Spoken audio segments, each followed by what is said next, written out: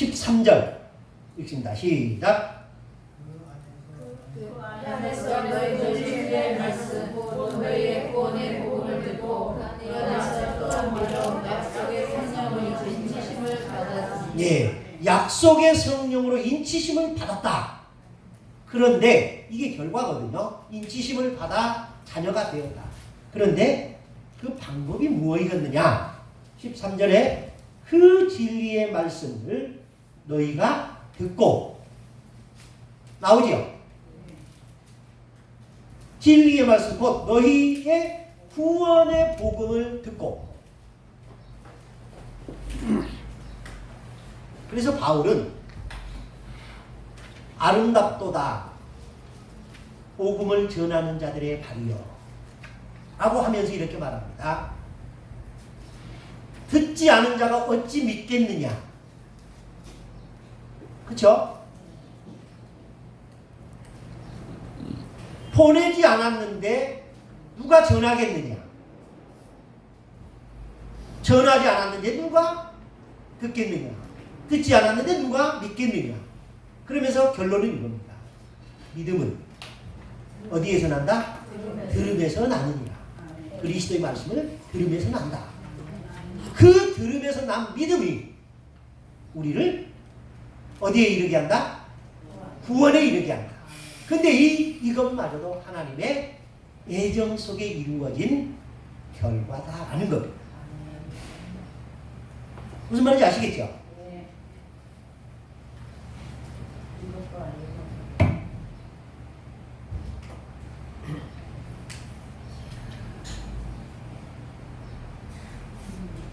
구원에 관해서 프린스턴 신학교의 비비 워필드라는 교수가 쓴 구원의 계획이라는 책이 있습니다. 이 구원의 계획이라는 책에서 비비 워필드가 4가지 질문을 합니다. 첫 번째, 구원은 인간 스스로 이루는가 아니면 하나님의 은혜를 통하여 얻는가? 자, 다시 묻습니다. 구원은 인간 스스로 이루는 것인가? 아니면 하나님의 은혜를 통하여 얻는 것인가? 하나님의 은혜를. 그렇죠. 하나님의 은혜로 얻는다. 그렇다면 두 번째입니다. 그렇다면 하나님의 구원, 하나님의 은혜로 구원을 얻는다면 이 은혜라는 것은 직접적으로 임하는 것인가? 아니면 특정한 예식을 통해서 오는 것인가?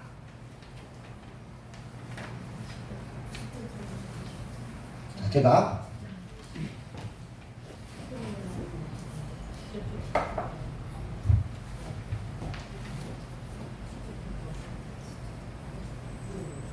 이 구원이라는 것이 우리가 노력해서 얻는 것인가 아니면 은혜로 받는 것인가?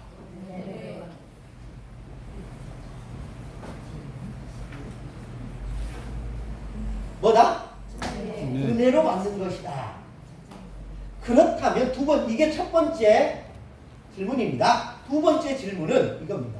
그렇다면 이 은혜는 하나님이 직접 내리시는가 아니면 특별한 은총의 수단을 통해서 내리는 건가? 직접 내리는 건가 아니면 특별한 수단을 통해서 내리는 것인가?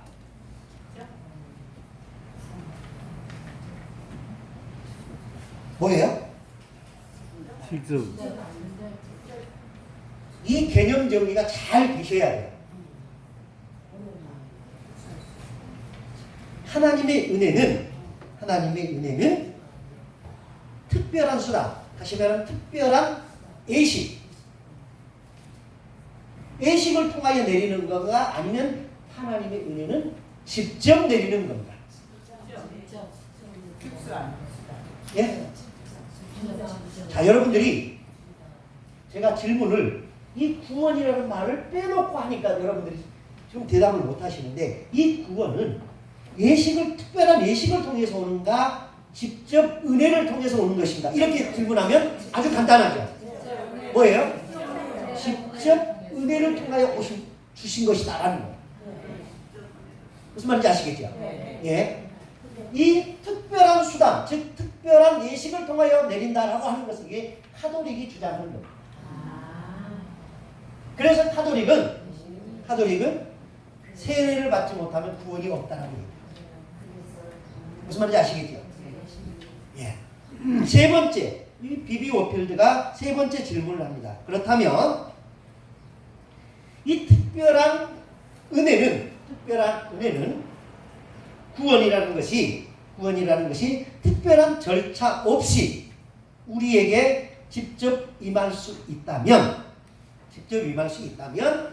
이 세 번째 질문은 그 직접 임하는 구원의 은총은 모든 사람을 위한 것인가, 아니면 특별한 사람을 위한 것인가?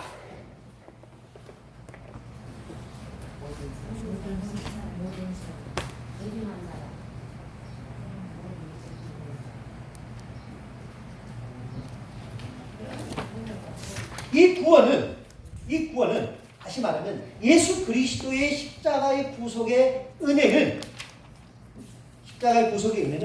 모든 사람을 구원하기 위한 것인가, 아니면 특별히 예정된 사람을 위하여 흘리신 것인가, 이 얘기예요.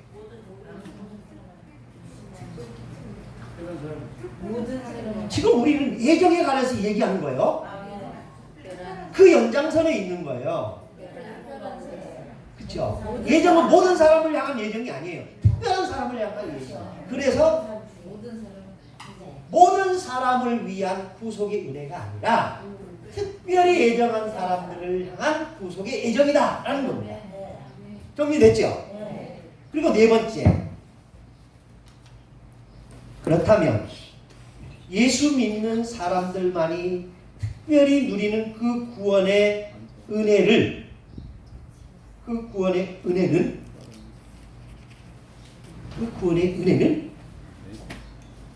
특별히 내리는 이 구원의 은혜는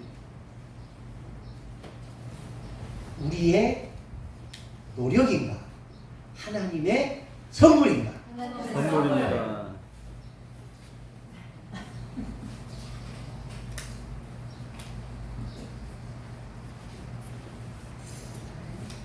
그래서 우리를 구원하시는 하나님의 은혜는, 그 은혜는 뭐다?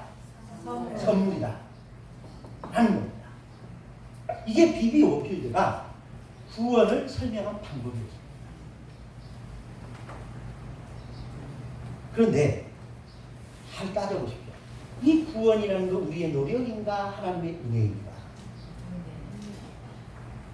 우리의 본성은 노력이어야 편합니까? 은혜여야 편합니까?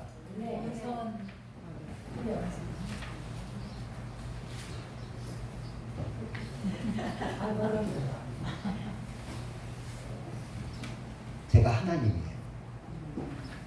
우리 집은 어디라고요? 천국이에요. 여러분들한테 거저 와서 사십시오 라고 하면 편하시겠어요?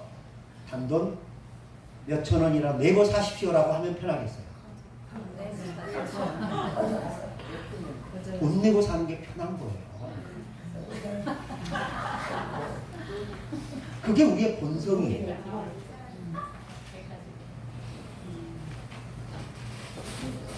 여러분 식당에 가는데 공짜로 밥 드세요 그러면 가서 밥을 먹었는데 자꾸 쳐다봐. 이게 진짜일까? 나갈 때 돈 내라는 게 아닐까 하면서 불안해요.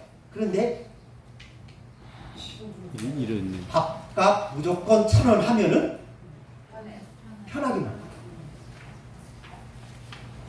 공짜라는 게 편한 게 아니에요. 우리 본성이, 구원도 그런 거예요. 우리는 뭔가 해야 얻은 것이었으면 좋겠어요. 근데 그건 우리의 생각이에요. 이 구원이라는 것은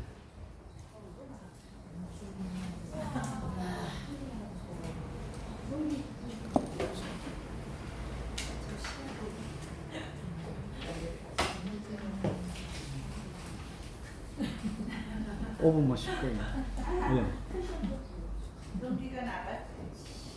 전기가 나간 게 아니고 배터리가 나간 거 아니 이게 에어컨 켜가지고 이 선이 다 그러면 없어도 돼요.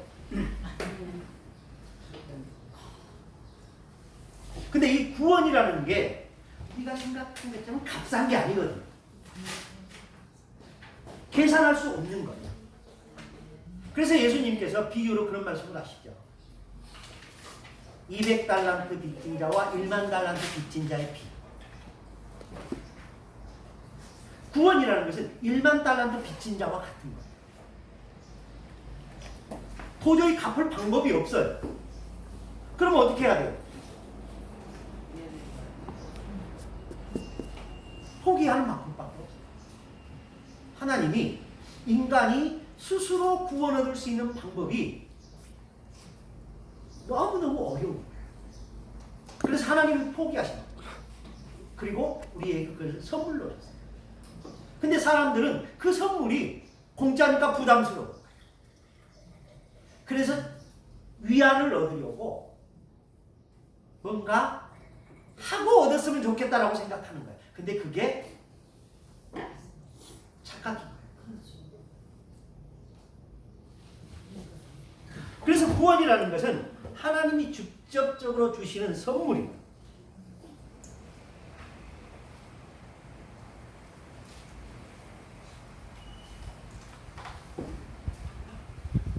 그래서 이 비비 오필드 박사가 마이크인데.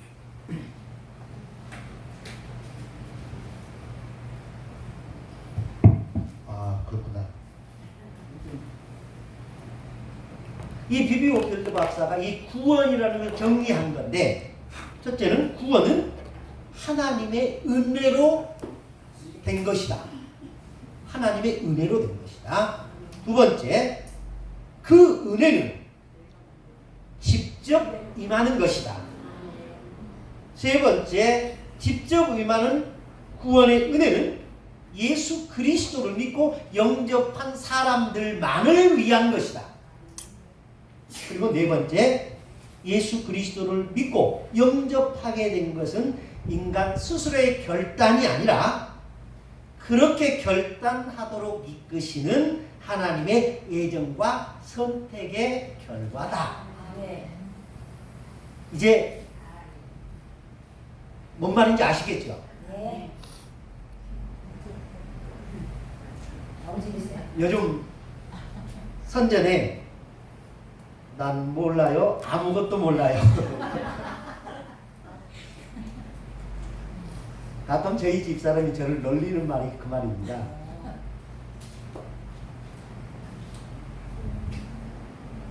보험에 대해서 뭐 물어보면 난 사실 모르거든요. 집사람이 다 관리하니까. 그 보험 선전 문구가 그거예요. 아무것도 모른다고.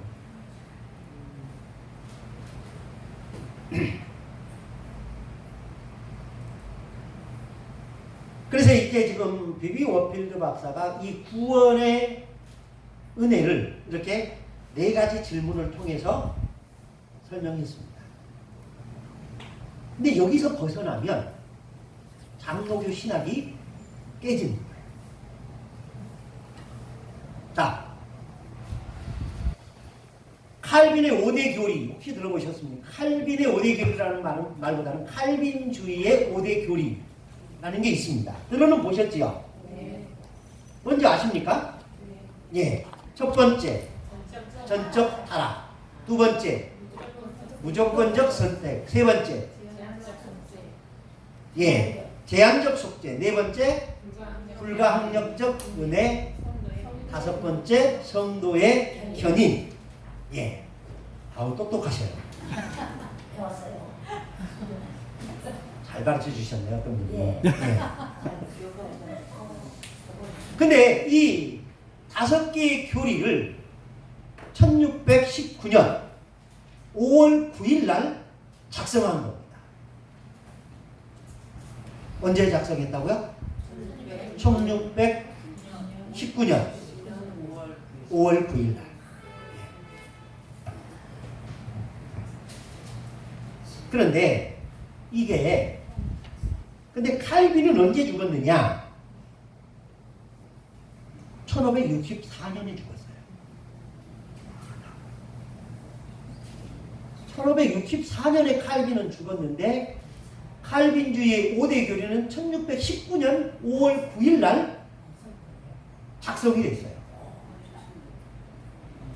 그러면 갭이 있지요? 몇 년 정도 돼요?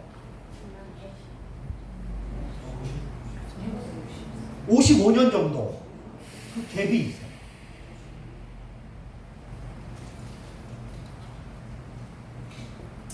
근데 이 칼빈의 5대 교리를 어느 나라의 교회에서 만들었느냐면은 네덜란드 화란에서 만들었습니다. 화란. 그래서 장로교 신학교는 미국에 있는 웨스트민스터나 프린스턴이나 이런 신학교도 있지만은 화란 신학교도 정통으로 알아줍니다. 왜 그러느냐? 미국보다 훨씬 더 오래된 장로교 신학이 있습니다. 자, 그런데 이런 역사적으로 칼빈은 1564년에 죽고 그 칼빈이 이야기한 칼빈주의 5대 교리는 1619년에 만들어졌는데 이렇게 만들어지기까지의 숨겨진 스토리가 있습니다. 그리고 이게 미국이 아니라 화란에서 영국도 아니고 그 화란이라는 나라에 네덜란드에서 만들어지게 된 역사적 배경이 있다라는 겁니다. 그 이유를 잠깐 설명해 드리겠습니다. 이 네덜란드는 원래 스페인이라는 나라에 지배되고 있었습니다. 점령되고 있었습니다. 그러다가 1565년부터 1609년까지 있었던 40년 전쟁이라는 게 있었습니다. 이 40년 동안 독립을 위해서 네덜란드가 스페인과 싸웁니다. 그러다가 휴전을 합니다. 그리고 1610년부터 1648년까지 또 전쟁을 합니다. 30년 전쟁이라고 말합니다. 그러니까 16세기, 17세기에 걸쳐서 스페인과 이 네덜란드는 70년 동안 전쟁을 합니다. 이 30년 전쟁이 끝나고 난 후에 1648년에 하그 평화 조약을 맺습니다. 이 조약을 맺음으로써 스페인으로부터 네덜란드가 독립을 합니다. 그러면서 네덜란드가 칼빈주의를 받아들입니다. 그래서 네덜란드는 독립과 함께 칼빈주의, 장로교를 국교로 삼습니다. 그런데 이 칼빈주의를 국교로 삼으면서도 여타 종교의 자유를 보장한다라는 단서를 답니다. 무슨 말인지 아시겠죠?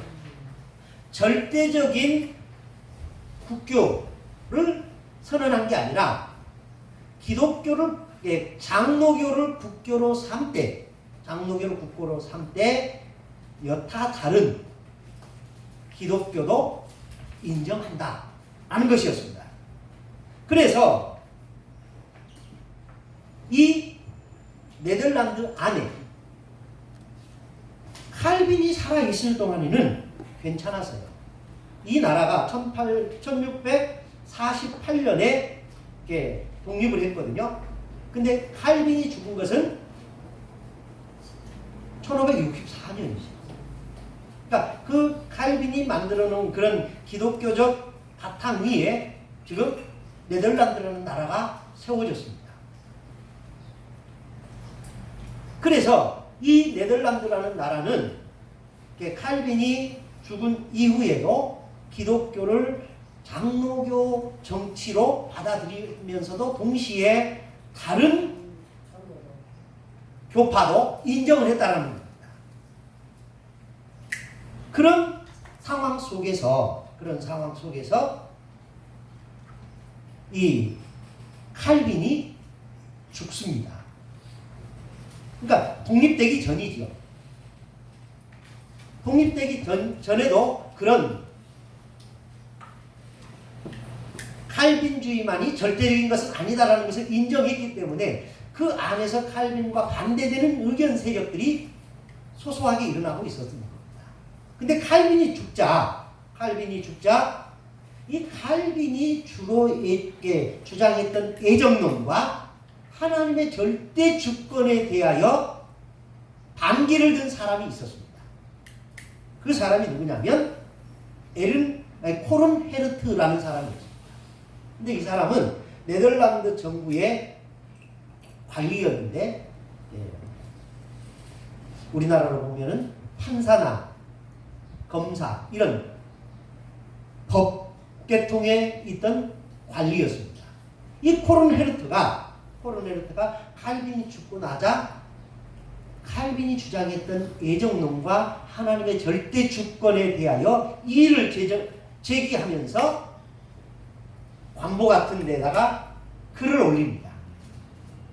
그래서 네덜란드 교회가 스페인하고 전쟁하고 있지만 네덜란드 교회가 이 칼빈의 반기를 들고 있는 코른 헤르트의 주장에 대해서 정리를 해야겠다라고 생각하고 하란 신학교 교수였던 알미니우스라는 사람을 보냅니다.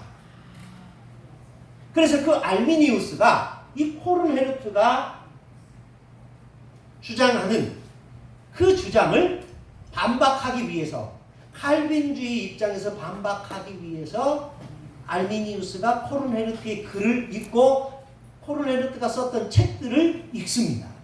그런데 알미니우스가 그 코른 헤르트의 주장에 빠져버립니다. 반해버려요.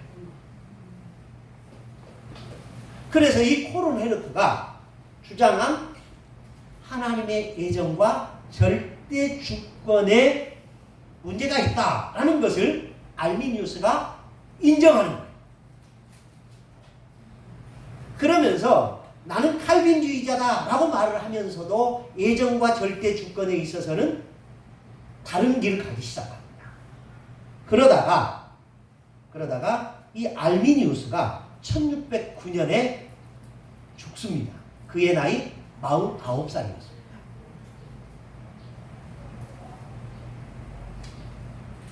그래서 그 알미니우스의 지도를 받던, 이 사람은 교수거든요. 이 지도를 받던 제자들과 추종자들이 이 알미니우스가 죽자 그 다음 해에 알미니우스가 가르쳤던 내용들과 코른 헤르트가 주장했던 내용들을 정리해서 장로교의 하나님의 절대 주권 사상을 인정할 수 없다라는 반박문을 냅니다. 그러면서 그들이 주장한 것이 5가지였습니다. 첫 번째, 인간은 완전 타락하지 않았고 자유의지가 남아있다 라고 하면서 주장을 합니다. 5가지를 주장한다라는 겁니다.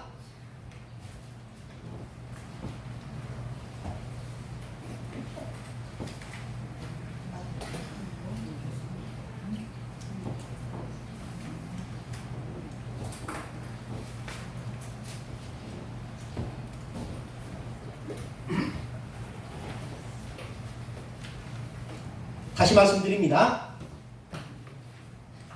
코른 헤르트의 주장을 반박하기 위해서 장로교 신학자들이 알미니우스를 파견을 합니다. 그런데 그 알미니우스가 코른 헤르트의 주장에 넘어가 버립니다. 그리고 나서 1609년에 그가 죽자 그를 추종하고 따르던 제자들이 1610년에 코른 헤르트와 알미니우스가 주장하던 내용들을 정리하여 5가지로 주장을 합니다. 첫 번째, 인간은 안전하게 타락하지는 않았다. 자유의지라는 의지가 남아있는데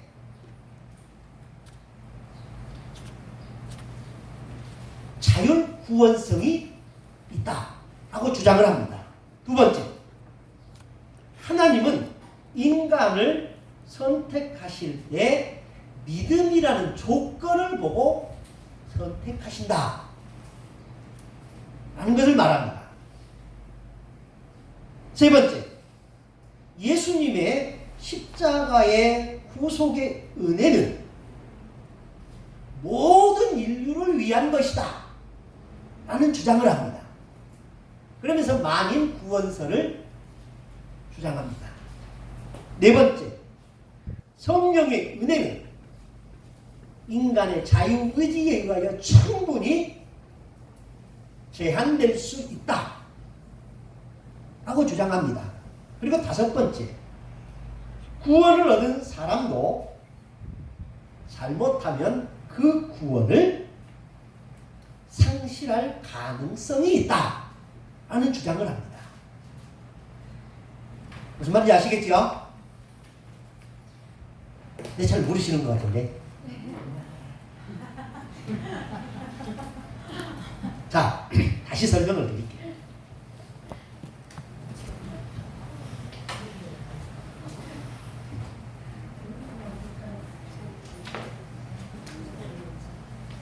칼빈이 주장, 그 칼빈이 주장했던 예정과 절대 주권을 반박하는 코른헤르트의 글이 네덜란드 교회에 퍼졌습니다. 그래서 칼빈주의를 반대하는 이런 세력이 나타나니까 파란 정부와 교회가 그에 대항하기 위하여 젊은 신학자인 알미니우스를 보내서 그의 잘못된 주장을 바로 고치려고 했습니다. 그런데 알미니우스가 코른헤르트의 글을 읽다가 그의 의견에 동조하면서 칼빈과 다른 예정, 칼빈과 다른 하나님의 절대 주권성을 주장하게 됐더라라는 얘기입니다. 그런데 이 알미니우스가 오래 살지 못하고 금방 죽었어요. 그래서 그를 따르던 제자들이 1610년에 코른헤르트와 알미니우스가 가르치고 정리해 나왔던 것들을 체계적으로 정리해서 5가지의 알미니안 주의의 교리를 발표를 하게 된 겁니다. 그 첫 번째 교리가 인간은 전적으로 타락하지 않았다라고 하는 전적 타락을 부정하는 겁니다. 그러면서 자유의지가 남아있는 자율구원성을 주장하게 된다 라는 것이고, 두 번째, 하나님은 인간을 구원의 선택을 하실 때 아무 조건 없이 선택하신 게 아니라 믿음이라는 조건을 보시고 선택하셨다라고 하는 조건 선택을 강조를 합니다. 세 번째, 그리스도의 십자가의 속죄의 은총은 특별한 사람만이 아니라 모든 사람을 구원하기 위한 십자가의 죽으심이다 라고 말하면서 만인 구원설을 주장하게 됐다라는 겁니다. 그리고 네 번째, 십자가의 은총을 믿는 그 믿게 하는 성령의 은혜는 인간이 자율적으로 노할 수 있다 하면서 자유의지를 강조를 하고, 다섯 번째는 그렇게 해서 얻은 구원도 잘못하면 그 구원을 잃을 가능성이 있다 하고 주장을 합니다. 자, 다시 정리하겠습니다. 그럼 지금 네 번째 하는 거예요. 네. 알미니안주의가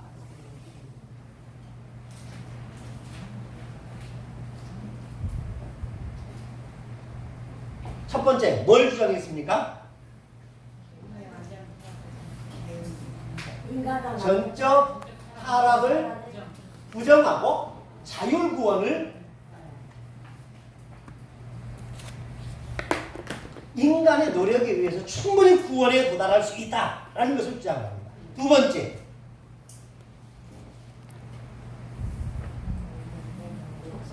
하나님이 우리를 선택하실 때 뭘 보고 선택하신다?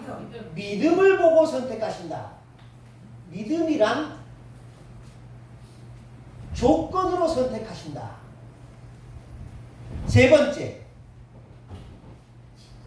십자가의 구속의 은혜는 특별한 사람들을 위해서가 아니라 모든 사람을 위한 희생이었다 라고 말하면서 만인 구원설을 주장합니다. 네 번째,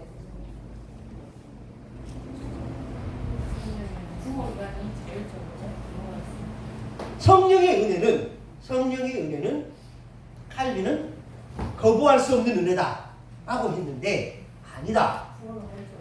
우리 인간이 얼마든지 노할 수 있다. 자유의지를 강조합니다.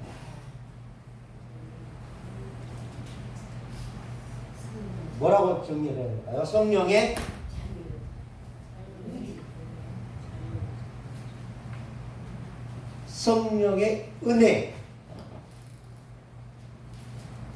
은혜를 저항할 수 있다. 거부할 수 있다. 예. 다섯 번째는 구원 얻었다 할지라도 잘못하면 그 구원을 잃을 가능성이 있다.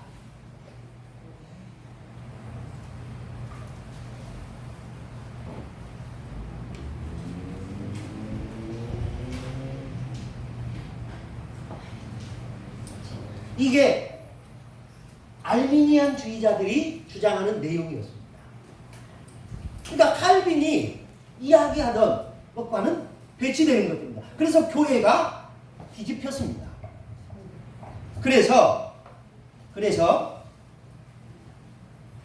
이 문제를 수습하기 위해서 네덜란드 의회가, 교회가 아니라